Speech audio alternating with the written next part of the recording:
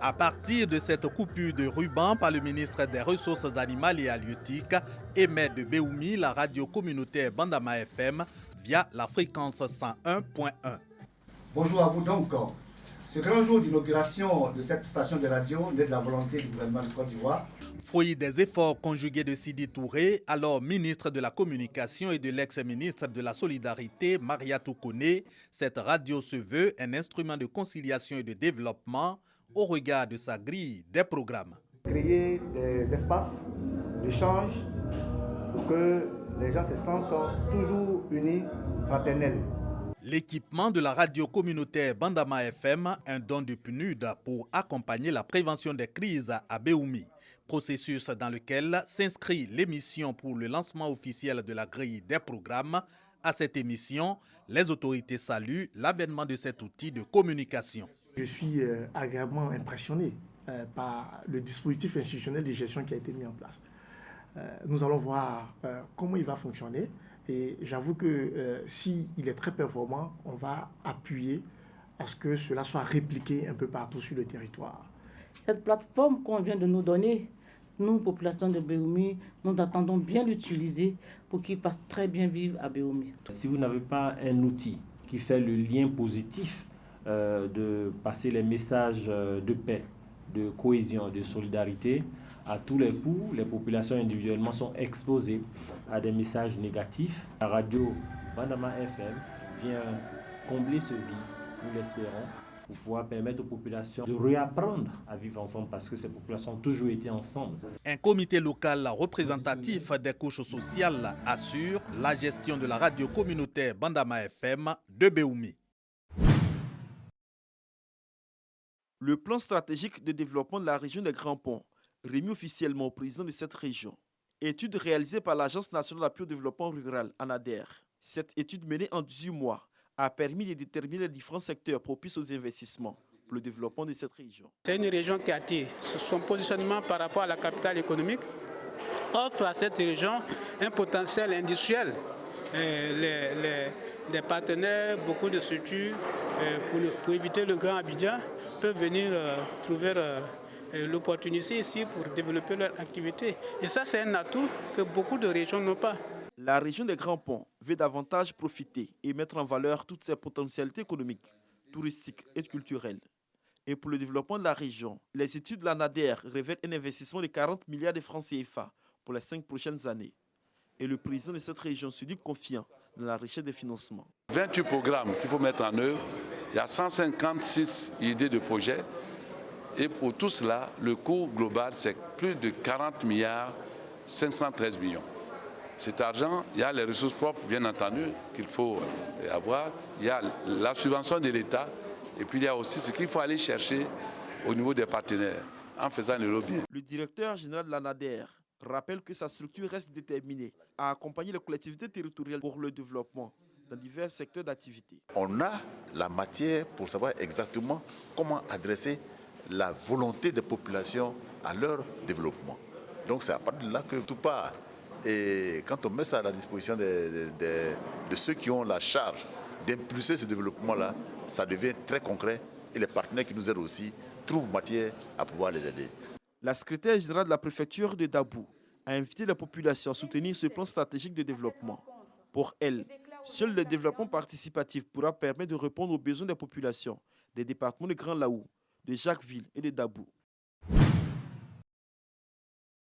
Kramois, village de la sous-préfecture de Bogué à 5 km de Daloa. Il est plus de 4 heures de l'après-midi. L'heure de préparer le repas du soir. Dame Déhaï, accompagnée de sa voisine, se rend au marigot pour apporter de l'eau nécessaire aux besoins de la maisonnée et à la cuisson de son repas du soir. Le marigot se trouve à 4 km à l'extrémité du village. La seule source d'approvisionnement en eau des populations de Kramois. 2 à 3 fois par jour, Dame Déhaï s'y rend. Entre aller et venue, c'est toujours avec peine qu'elle doit se contenter de l'eau souillée de ce marigot. Ça fait depuis 1 an, notre pompe est gâtée. Il n'y a pas quelqu'un pour arranger la pompe là. Donc nous sommes venus chez les gens qui font leur koutoukou là. C'est leur marigot là, nous ont prêté. Ça fait 1 an, nous sommes en train de prendre l'eau d'ici. Nous, on veut avoir eau courante. Parce que ce n'est pas possible que nous soyons à 4 km de Daloa et puis on n'a pas l'eau potable. Le recours à l'eau du marigot des populations de Kramouah dure depuis 3 ans. Les 2 pompes à motricité humaine que compte le village sont hors d'usage et l'appel du chef aux utilisateurs à se cotiser pour son entretien n'a reçu aucun écho. Les populations attendent toujours que l'État vienne les réparer et à ce jour, le marigot reste le seul accès à l'eau à Kramouah. Kramouah a besoin de l'eau courante et que nous voici encore dans ce problème de pompe qui tombe régulièrement en panne. Vous avez vu tout de suite les enfants qui passaient là avec les casseroles d'eau, qui sont allés puiser dans des marigots. Chose déjà révolue, mais quand même nous sommes obligés de revenir là-dedans parce qu'on n'a pas d'eau. 3 km plus loin après Kramouah, le village de Kibour. Ici, un château d'eau de type HVA, hydraulique villageoise améliorée, fait la fierté des populations. Dans cette localité qui fait partie des villages de Bogué, son chef-lieu de sous-préfecture, la question de l'accès à l'eau potable est définitivement réglée depuis 2010, date de la construction de son HVA, fruit de la coopération ivoiro-japonaise. Kramouah, en revanche, qui en souffre encore, compte sur l'éventualité d'un raccordement avec le voisin Kibour. Le château d'eau n'est pas exploité même à 50%, le château d'eau de Kibour. Et nous pensons que les villages avoisinants, comme le projet l'a indiqué, peuvent aussi bénéficier de ce don de l'État de Côte d'Ivoire. Les cadres entretiennent l'espoir et les populations ne cessent d'implorer et d'invoquer Dieu pour qu'il mette fin au supplice de Kramouah et des autres villages où l'eau potable est encore une quête. Nous prions nuit et jour, à chaque moment que nous rencontrons dans nos églises, nous prions pour qu'il y ait de l'eau potable du château. Les populations de Bogué ont fondé beaucoup d'espoir dans les travaux de construction du château d'eau de la ville. Le chantier est aujourd'hui à l'abandon. Et tout le monde s'interroge pourquoi et à quand la reprise des travaux. La population entrevoyait dans cet ouvrage la solution définitive au problème d'accès à l'eau potable à Bogué. Attente trompée. Depuis 2015, ils ont installé le château. Ça fait à peu près 6 ans aujourd'hui. Les gens ne veulent pas finir le château. On a d'énormes problèmes.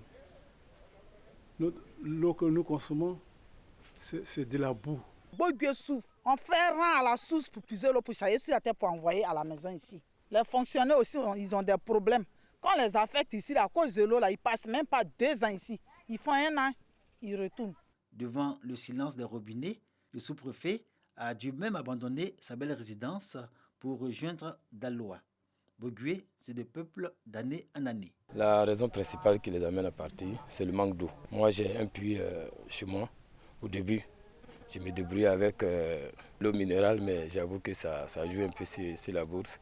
Donc là, on se contente tous de l'eau des puits. Pour se procurer de l'eau pour se laver simplement, aller aux toilettes, c'est un peu difficile. C'est que d'autres enseignants vivent cette situation. Les cadres et le chef de village de Bogué s'emploient à faire du lobbying auprès d'ONG et de partenaires au développement pour tirer meilleur bénéfice de la source de la ville. Tout leur espoir pour un château d'eau repose sur l'État de Côte d'Ivoire. Ils sont 15, tous issus des différentes composantes de la société du département d'Aboasso. Ces hommes et ces femmes vont conduire le comité de veille et de suivi de la cohésion sociale dans cette partie de la Côte d'Ivoire. En recevant leur feuille de route des mains du secrétaire général de la préfecture d'Aboasso, ce comité s'est engagé à maintenir le climat social apaisé. Nous sommes conscients du travail qu'il y a à faire dans la mesure où nous-mêmes, en tant que chefs de village, notre rôle, c'est de faire en sorte que la cohésion sociale règne dans nos localités. Donc, moi, je pense que c'est un plus qu'on a ajouté à nos fonctions. Il nous appartient d'anticiper. Oui, le corps préfectoral est là. Vous venez en soutien à l'action que le corps préfectoral mène. On aura besoin de vous. C'est du bénévolat que vous allez faire. Donc, soyez disponibles. Placé sous la tutelle du médiateur de la République, le chef de délégation a réitéré l'appel d'Adama Tungara, celui de tout mettre en œuvre pour la paix dans le sud Komoué. Des relais dans nos villages, dans nos sous-préfectures, dans nos villes, pour que la paix et la cohésion sociale soient le quotidien des Ivoiriens. On le dit souvent et on ne le dit pas assez. La paix et la santé sont les 2 éléments essentiels de la vie. Après Aboasso, cap a été mis sur le département d'Adiaké. Ici également, Le comité de veille et de suivi de la cohésion sociale est installé par l'équipe du médiateur de la République et par le préfet. Occasion saisie par le préfet de passer un message à ce comité dirigé par le chef du village d'Adiaké afin de maintenir la paix dans ce département. Face à cette lourde tâche qui exige de nombreux sacrifices, vous pouvez compter sur le soutien indéfectible des autorités administratives pour vous permettre d'accomplir votre mission afin de préserver et renforcer la paix et la cohésion sociale qui ont toujours régné dans notre belle cité. Message soutenu par les envoyés d'Adama Tungara qui invitent les acteurs politiques à œuvrer aussi pour la paix, mais surtout à prôner des messages de paix et de vivre ensemble. Ces comités-là doivent donner des informations aux médiateurs de la République relativement à la situation de la cohésion sociale dans leur localité.